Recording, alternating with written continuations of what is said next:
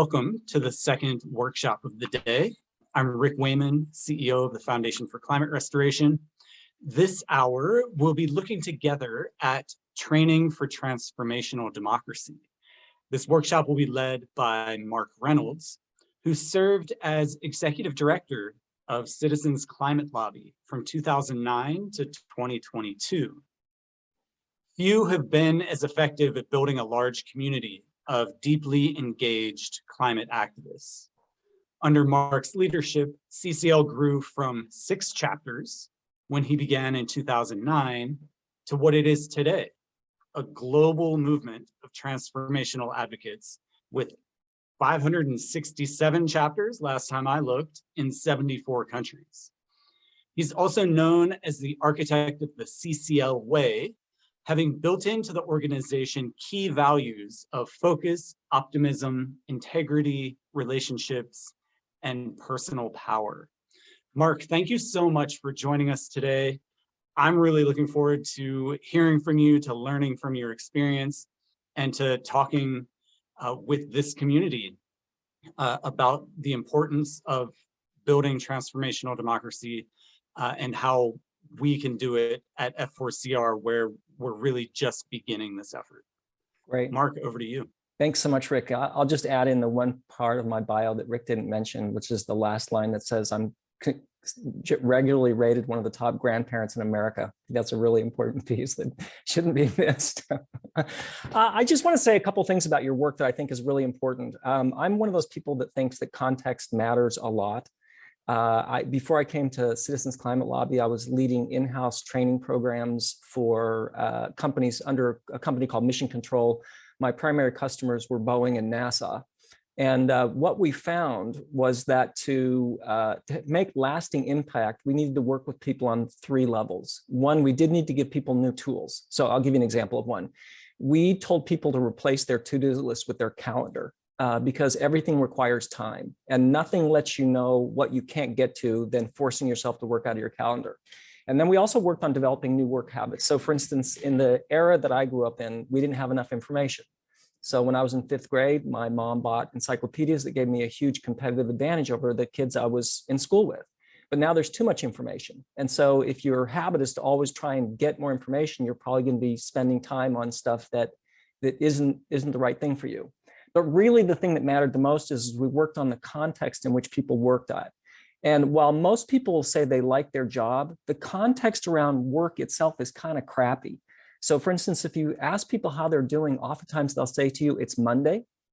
And then you might ask them again, how is it going? They'll say it's Friday. And that's what that insinuates. Nobody says it out loud. Work is crappy, but it's the context that work happens in.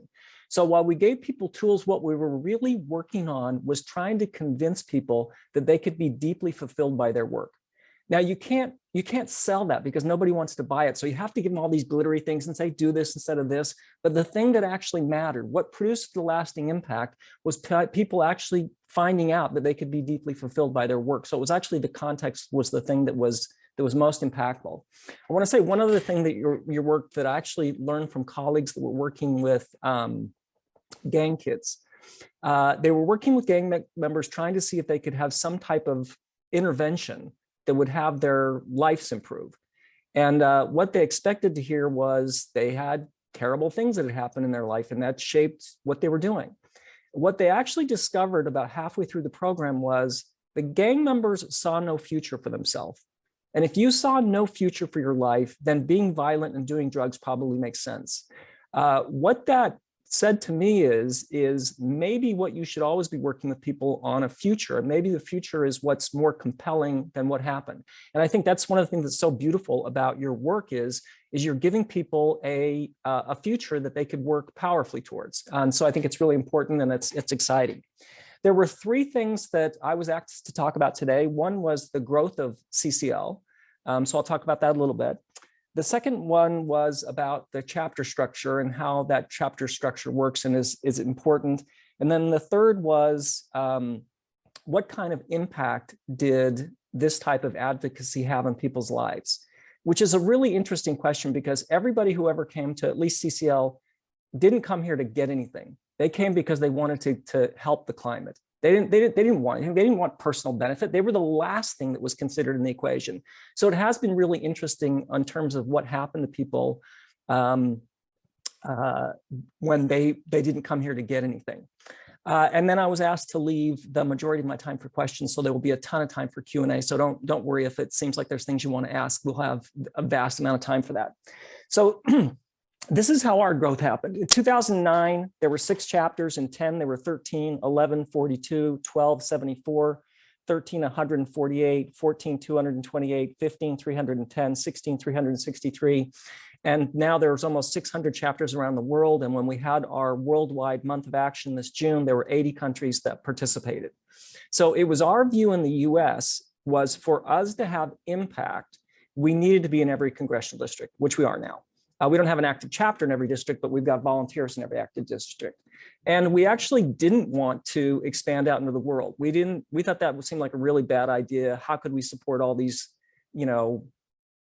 people all throughout the world? But then people like Jim Hansen would go around the world, our country's most famous climate scientist, and every time he gave a talk, he'd say, well, if you're actually serious about solving this, this is the group you need to join. So we kept getting contacted from all these groups around the world, and finally we're like, okay, fine, we'll do it.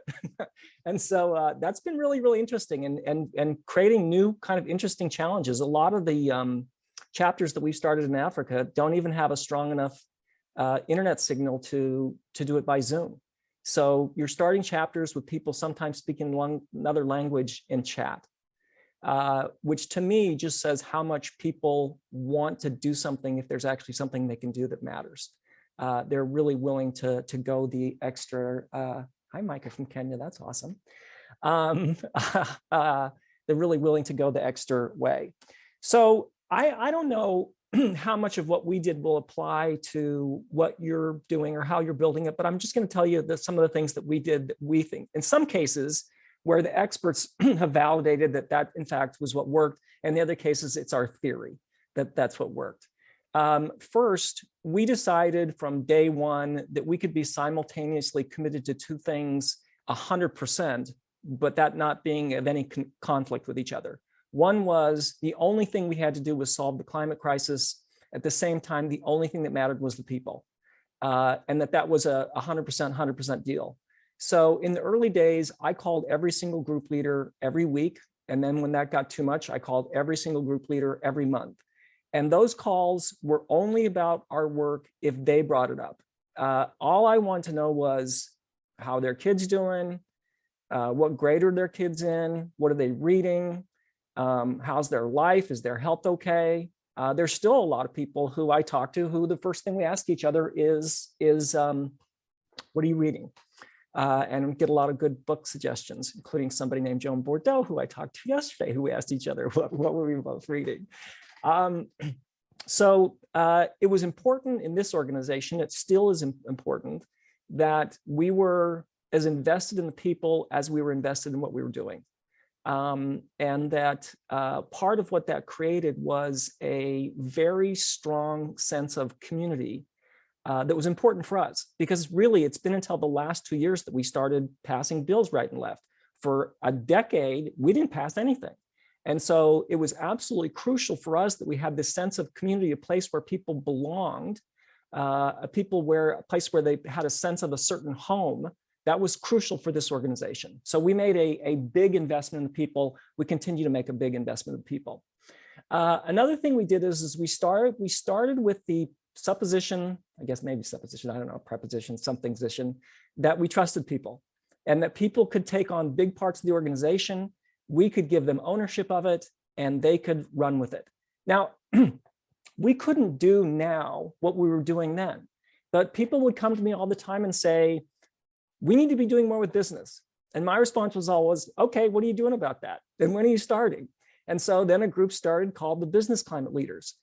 Peter Fikowski started Team Oil, which was how we would do outreach to oil companies to see how they want to engage. Traditionally, quote, environmental organizations don't reach out to big oil companies, but our chapter in Houston has 60 people in it that are from Exxon and other former extraction companies. So you have people who are from that industry who are now advocating for work on climate change.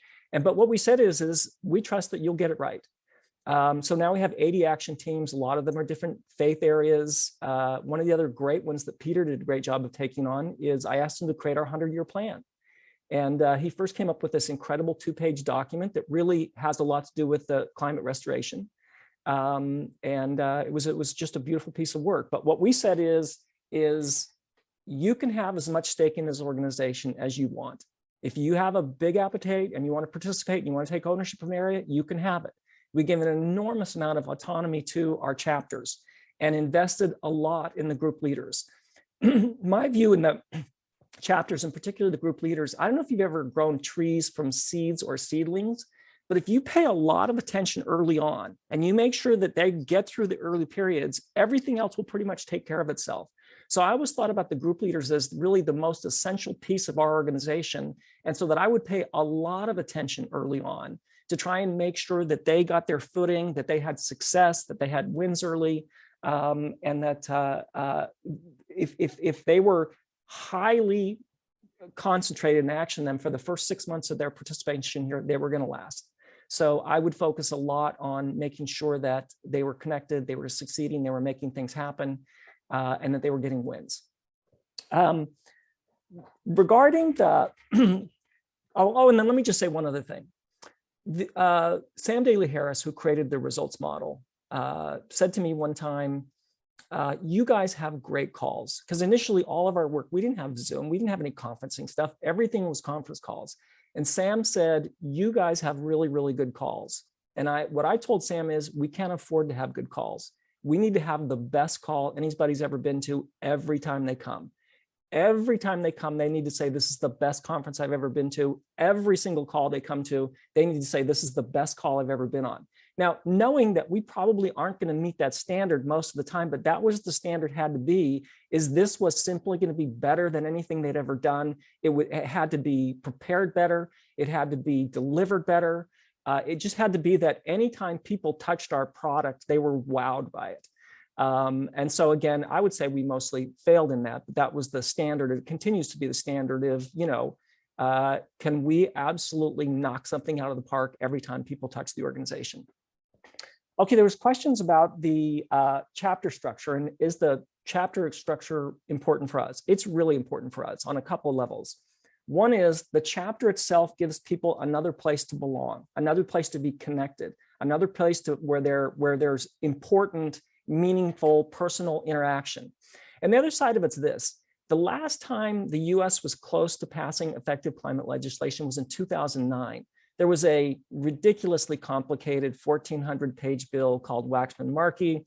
Basically, Fred Krupp at EDF wrote the bill, and the way he wrote it is he went to everybody who would be affected and said, what do you need to get to be for this bill? And so it's like 1,400 pages of compromises. And so it did pass the House of Representatives, and that was with 10 Republican votes at that time. It didn't pass in the Senate. And apparently what happened was there was a coalition between Joe Lieberman, Lindsey Graham, and John Kerry. And something happened that made Lindsey Graham mad. And so he went home. His feelings were hurt. It's so embarrassing. Sometimes you go, oh, that's the US Senate. Great. They're like me. So anyhow, there was a really smart political scientist at Harvard named, Theda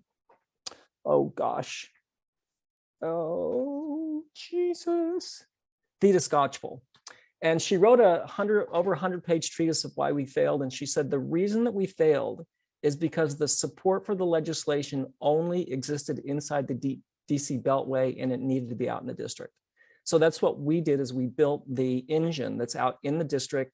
So it's now, for instance, there's a act that's in play right now called the RISE Act in the Senate. The people who wrote the bill, they came to us because they know we have the people in the field and said, can you get people activated in these 10 states? We are. So we actually built that unit out in the field, which I think Professor Skocpol was correct. That's where the support needed to be. Then the third thing I was asked to touch on is, how does this impact people? Joan Baez years ago said action is the antidote to despair. And when I came to CCL, what I met was a bunch of very frightened, very angry people that were worried about what was going to happen in the future. And first of all, just getting them to do something mattered a lot. But I also believed, we know enough about the brain now to know that if people are acting out of fear, you're using a really, really small part of the brain. The amygdala is I don't know, the size of, I don't know what, a pea or something. And so if we wanted people to be using more of their brain to work on this, we needed something that activated more of the brain. So what I tried to do was just bring as much joy and play and fun as I possibly could to the work. And I would start going on our monthly calls and I would say, these are the funnest, most joyous warriors I've ever met. They're all frowning at me because they're angry and afraid. But then some of them started saying, he's talking about me. And so while, as I said at the start of the call, nobody came here to get anything. Oftentimes what I have people say to me is, what did you do to my husband and will you keep doing it? So the people who essentially went from being afraid to being joyous and engaged, having a sense of making something useful happen. I don't think anything matters in people's lives than feeling like their life matters and counts. There's just something that does to people. And we're an organization that says we're for things, we're not against things. We're not opposed to people against things. We think people should protest. We think they should do all that. It's just not what we do.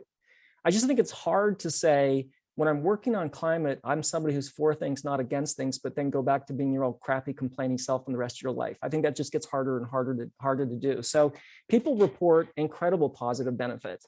And I know I can't measure this, but we have an annual conference every year and the people look younger to me every year. It's not just that our demographic is getting a lot younger.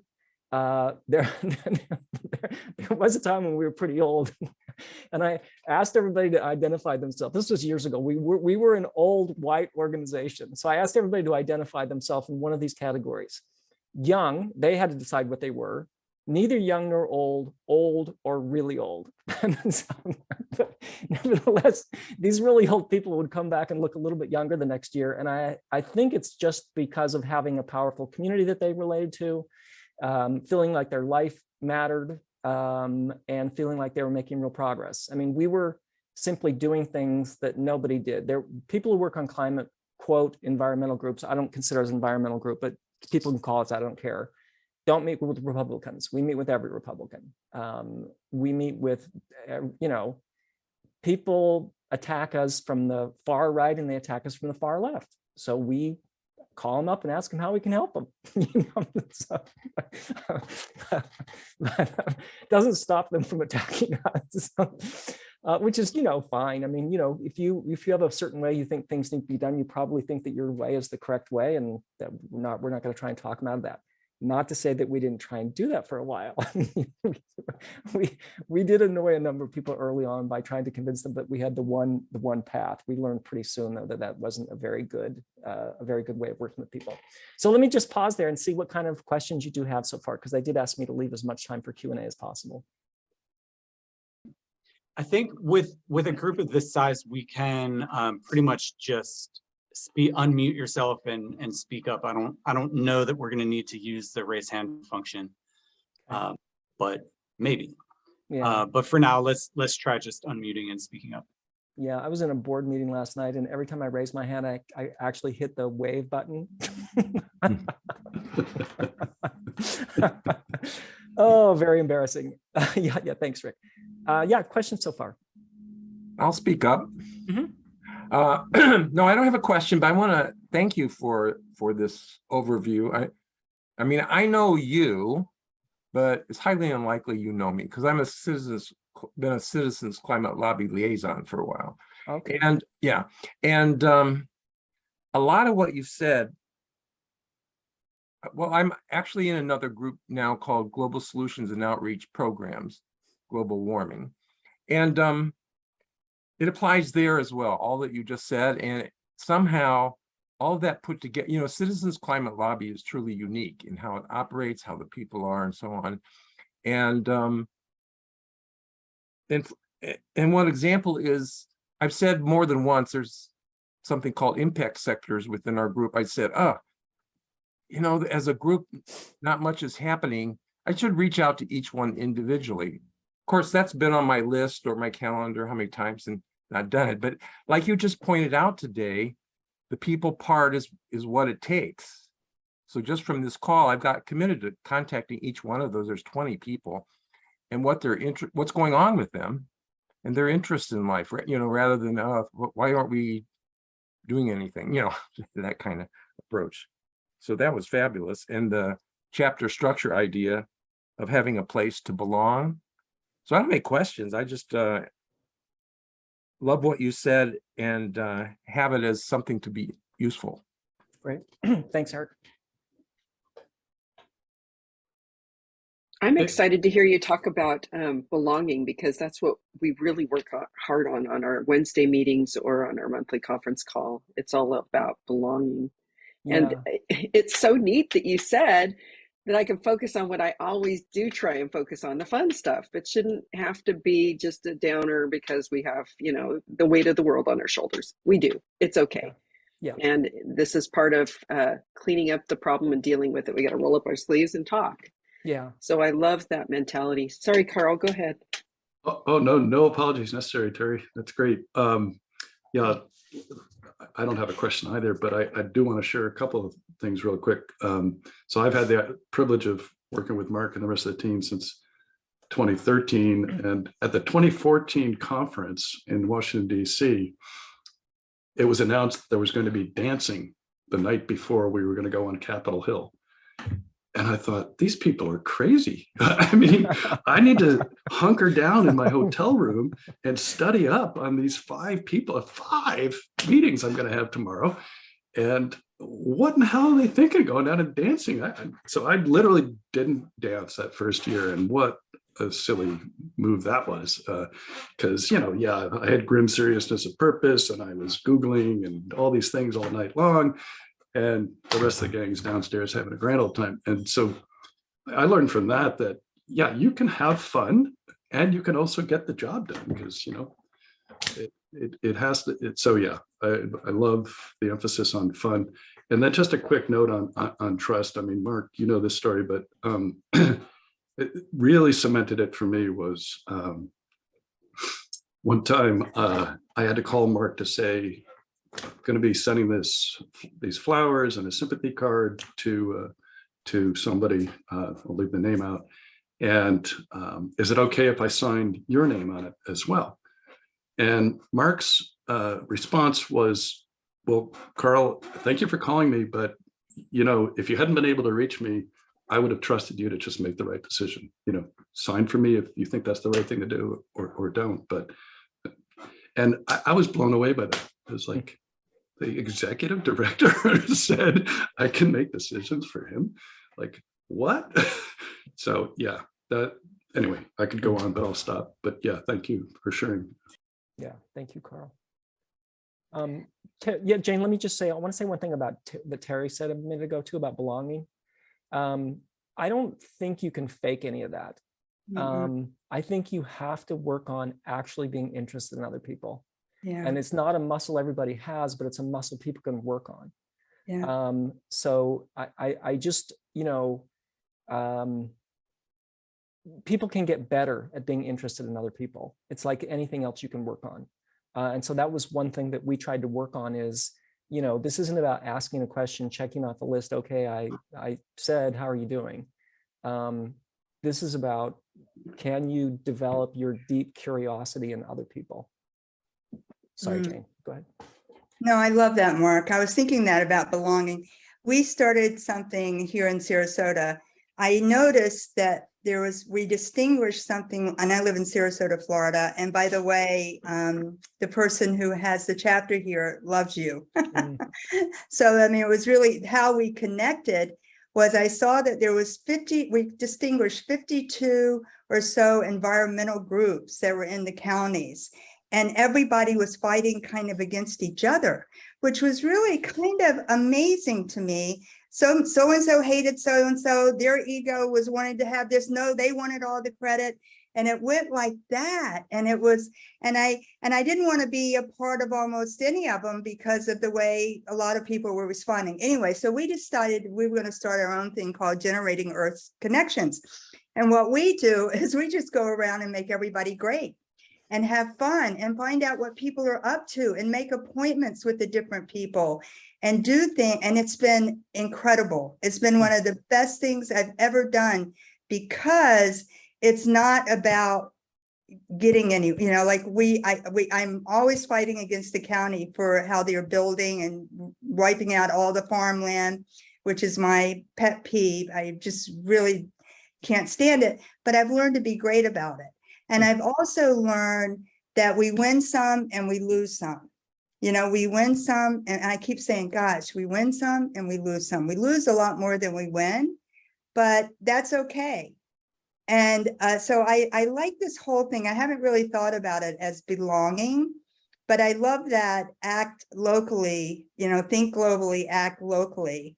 And then what you said before, I just want to emphasize that, and we know, I mean, I've heard this over and over again, that the only thing that produces results is action. And so I can sit here and be pissed off or read all this stuff and then make people and do this whole thing. But if I don't get up and go to these county commissioner meetings, go to the planning commission, go to these different people, meet these different people, then who am I to even, you know, cry and whine like I can be known to do. So I just wanted to tell you that thank you. I'm so proud of you and what you've become, the organization has really accomplished. It's like extraordinary. And that is just because you got in action. I mean, look what you did. Not just you. I know it's not just you. And it's never just anybody, by the way, no matter what happens. And I've seen all these organizational in Sarasota and Braden's and Manatee County. I mean, in Charlotte, we've joined them all together, all these counties around us. And it's never one person. It is a team of people. It is a conversation. And you know, it's a great conversation to be a part of. So that's what I wanted to say to you. Thank you so much. Yeah, thank you. That was awesome. So Mark, I'm curious if you can talk a little bit about, well, so the fun, right, is a theme that I've been hearing a lot in the past few minutes, and couldn't agree more about how important that is. I'm wondering how any effective strategies that you and others at CCL have used in the COVID era, in the Zoom era, to keep some kind of spirit like that alive, as we've transitioned away from being able to do what we typically associate with fun, which is being together. Yeah, it's really been tricky. It's really been challenging. I think the most important thing is that you just keep demonstrating it. That you know, if you're hosting a meeting, you're finding a way of bringing play to that meeting. I don't think most people understand play too well, so they think, well, maybe if we play a game in this meeting, that'll be the same thing. It's not. Which is fine. I'm all for that, and I'm all for breaking things up. I mean, one of the things that Carl mentioned is, yeah, we would always have dancing in the night before we go on the Capitol Hill, but we'd also have it in the middle of the most important legislative session that we would have at our conference, and that was hilarious every time. You know, you would have this super intense presentation on what our legislative strategy was. Okay, 1,000 people, please stand up and dance. And then it was like dispassionately, next question, please. You know, so I think the important thing, Rick, is modeling it, and just, you know, being committed that, yeah, it's been tricky. It's been harder on Zoom. It's been tricky to make that personal connection. But I think for organizations like yours and mine who are committed to that deep personal connection, some of the stuff that we built up when we could meet in person carries. So, you know, like Carl mentioned, we've been working together since 2014, and we have spent a lot of time together. So the fact that I haven't seen him in 3 years now, Carl, yeah, we've built up a lot of personal capital, though. So one thing I would toss in connection with this, Rick and Mark, is that because we've been wrestling with this within our local chapter, CCL chapter, where we've sort of tentatively gone back to in-person meetings, but they're hybrid. So it's like there's 4 people in the conference room and lots of jockeying of cameras and laptops, and then everybody else is on Zoom. And, hat tip to the folks that have been able to make that work. But in our last meeting, we decided, you know what, this is a lot of work. And there's 4 people showing up in the room, and the other 15 or whatever on Zoom. So how about instead we just go virtual for the meetings, but let's commit to no less than once a quarter. We're going to get together, outdoors at a park and just hang and not talk business. It's just stuff. And so I think Ricky, for CR can start to do that too. I mean, it's like the Petaluma gang can get together and just hang out and not talk shop, on a barbecue or something, something like that, to complement during this crazy period of, it's almost all Zoom. Yeah, I think that's really important. I mean, for people who work on climate, we have to find ways for it to be fun and joyous, because most of the people that are going to come to you are going to be traumatized and are going to be afraid about a future that they see coming, and every day see it coming a little bit faster between, the whole country of Pakistan's flooded and California has a burn season all year round. You see that stuff coming. It's easy to be traumatized by it. So I think it's something that it's a choice you have to make every day about how you're going to choose to deal with the situation, and, not let all of that determine the way that you function. Hey, Mark, I have a question. Yeah. So my experience of you, like right now on Zoom, is this experience that you're this open and spacious person, and that you give that to other people. I think people have a very skewed idea, like you said, of fun and play, that it's like kind of putting a lampshade on your head and running around. But being with you, I'm happy. It makes me happy to be with you. So what I want you to kind of give us is, where are you coming from? Like, not what you do, but like, where do you stand and where do you come from to provide this kind of joy and happiness for other people?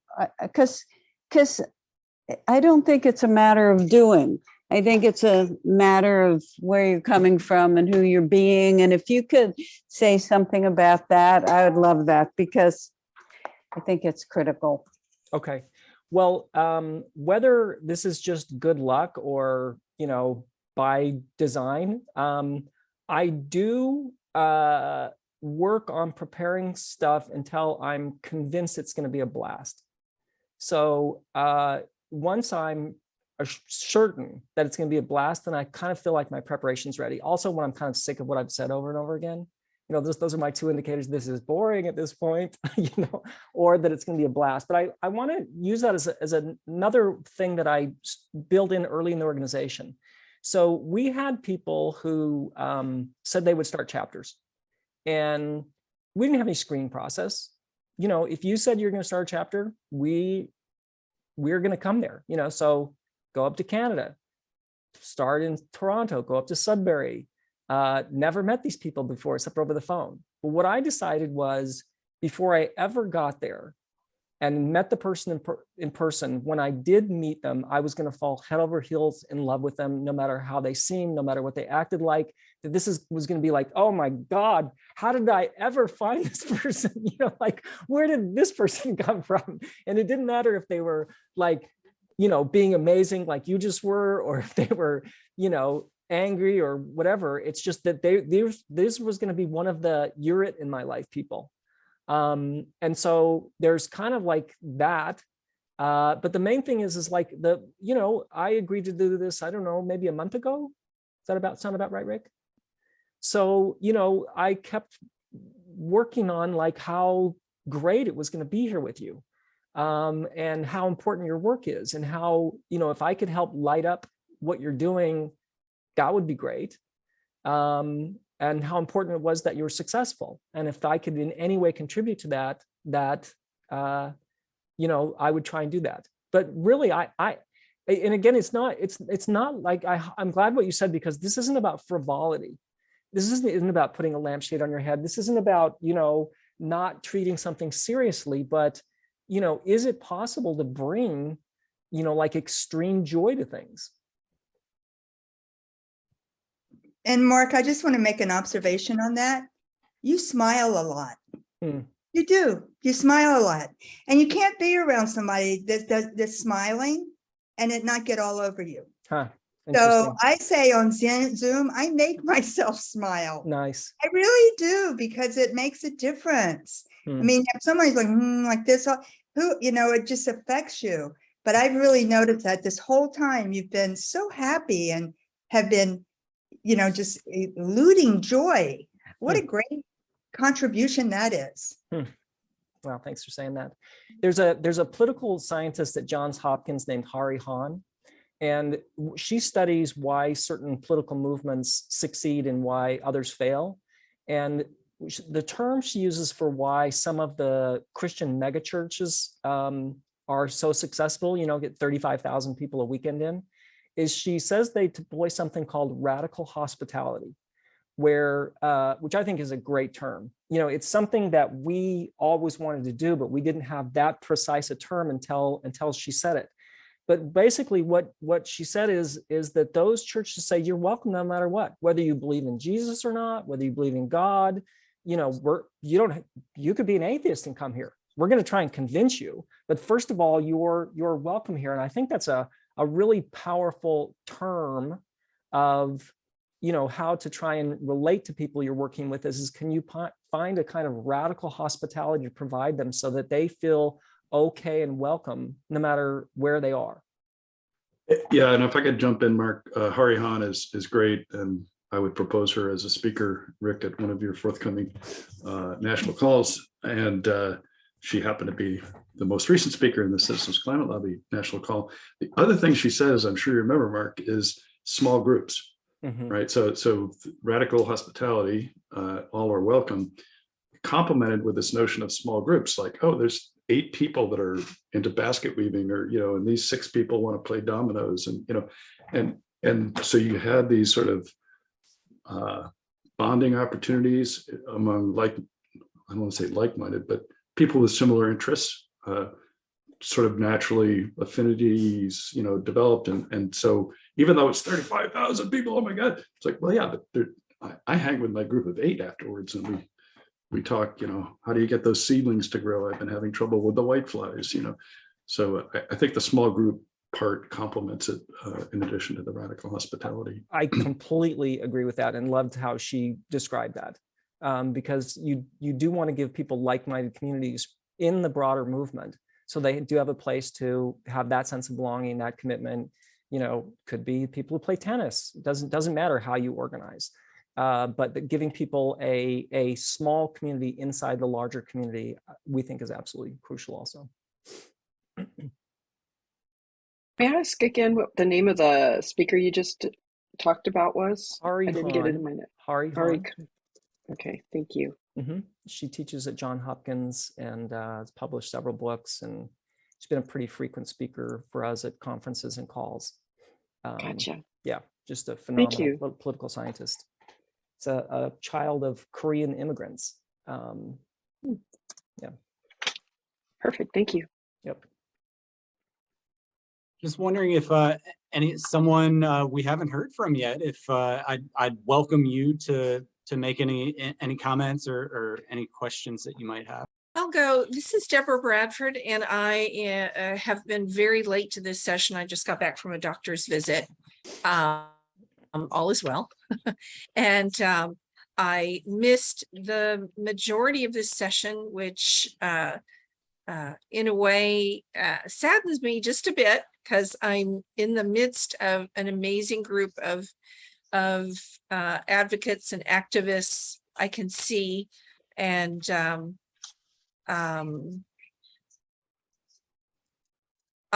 in Houston, Texas. I'm just now going to be connecting to the Houston chapter and the Texas chapter, whichever comes first in my connections. And I have the connections. I made them yesterday.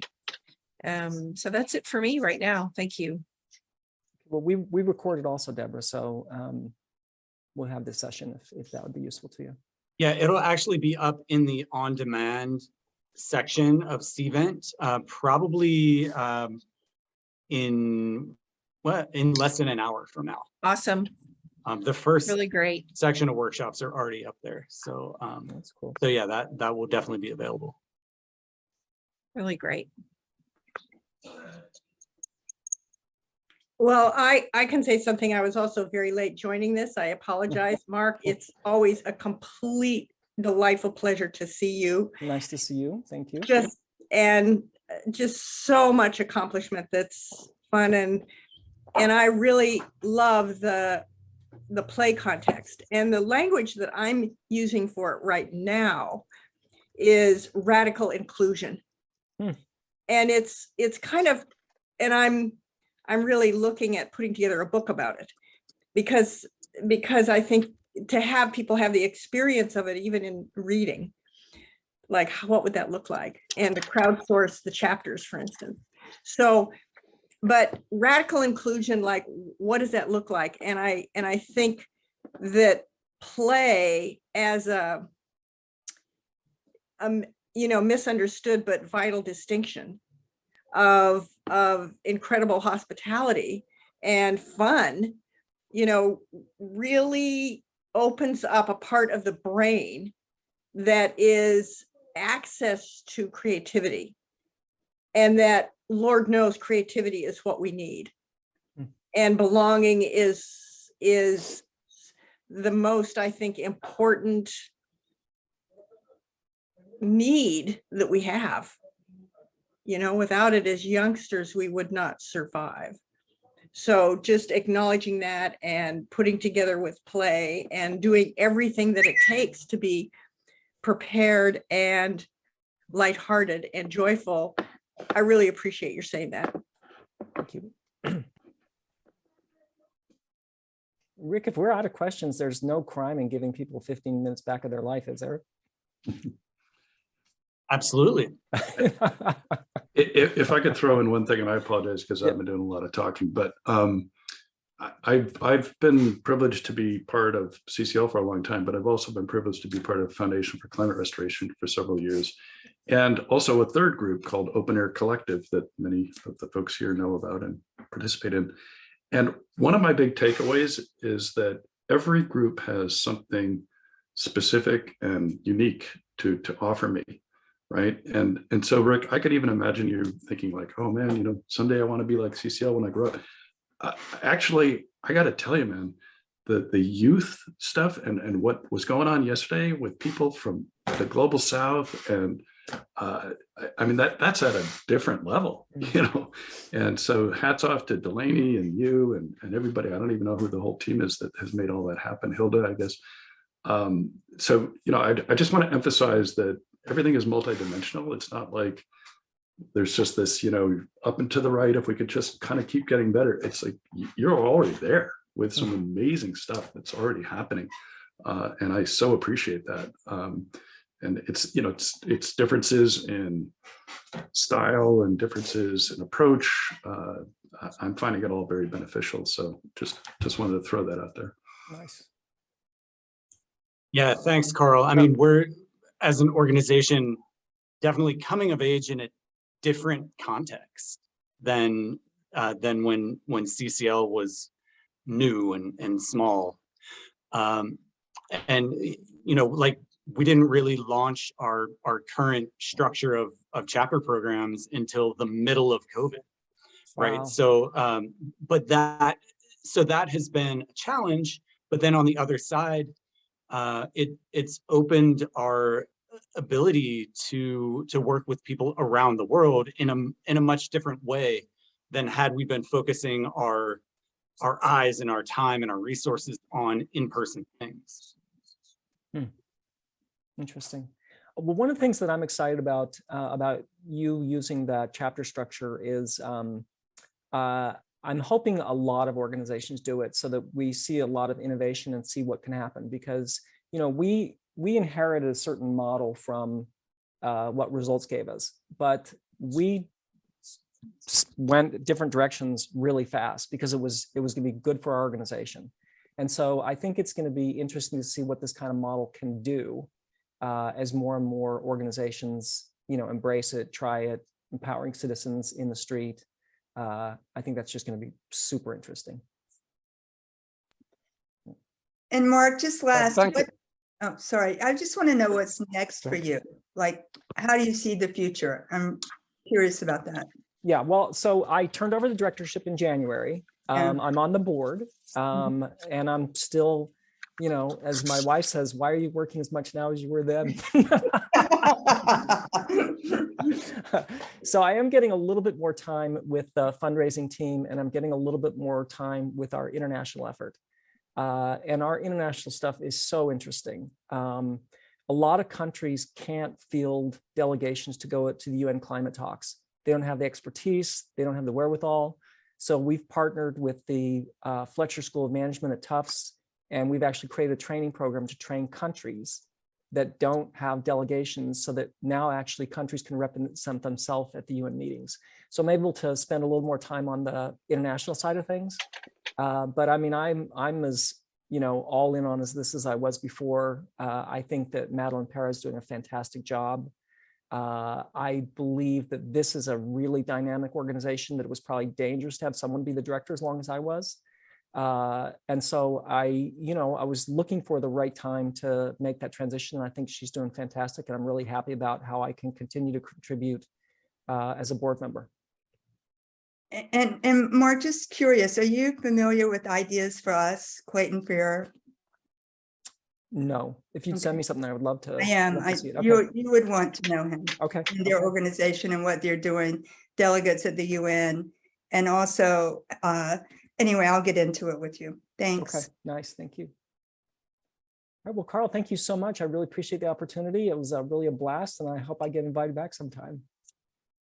Absolutely. Yeah, Mark, thank you so much. This was really fantastic. I know that this workshop this video of this workshop is going to be a resource for me, just on a regular basis, as I think more about what we're doing, why we're doing it, and how we're doing it. Really great. Rick, I wanted to call out that I think Miko was wanting to say something. I might be wrong. Yeah, no, thanks, Carl. Okay, thank you. Okay, I just wanted to say I'm grateful for being here today. I wanted to join the first day's meeting, but it was not possible for me. But I'm just happy to be here because I'm learning, and in the near future we'll start a chapter here in Kenya with the help of Jack, who is our leader. Thank you. Wow. How cool is that? Thank you.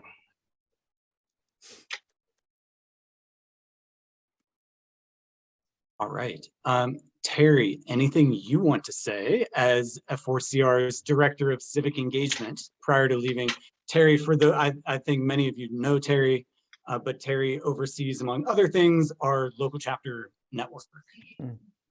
Yeah, so I'm involved in Wednesday meetings that I thoroughly enjoy, so it was nice to hear that that's okay. Because those are my peeps that I've been hanging out with during COVID. So it's not just a group that I'm dealing with for work issues. They are my friends, and we've been really close to each other in my mind. And judging by the amount of texts and emails I get, I'm assuming that I'm a regular part of their lives as well. So I have to say that was really comforting, because in some ways I've always been afraid that that's not professional enough. So it's really been nice, because you've already been my hero, and I've watched a jillion of your videos on YouTube, and it was great to hear up close and personal that the trajectory that we're following is in line with what you've been doing. I appreciate that very much. Wow, thank you. And if anybody wants to come to the Wednesday meetings that we just discuss climate restoration. It's an hour in the afternoon. Feel free to get your email to me. I had my email listed. If anybody wants to contact me, I'll put it back in because I think I did that early in the call.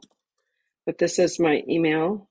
And if you send me any contact whatsoever and let me know that you want to be on our email list, I can put you on our list. It's a really gratifying experience to be at our meetings, I think. It's been quite fun. We also have a monthly conference call that's been really interesting as well.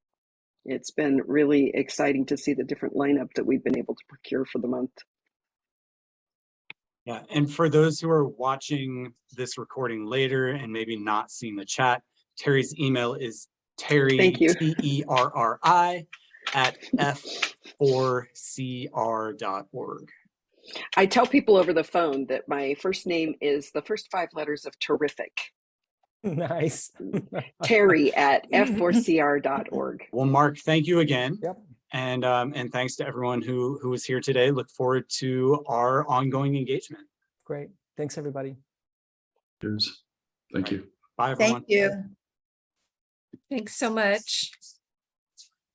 Hi, Deb. Hi, Jane.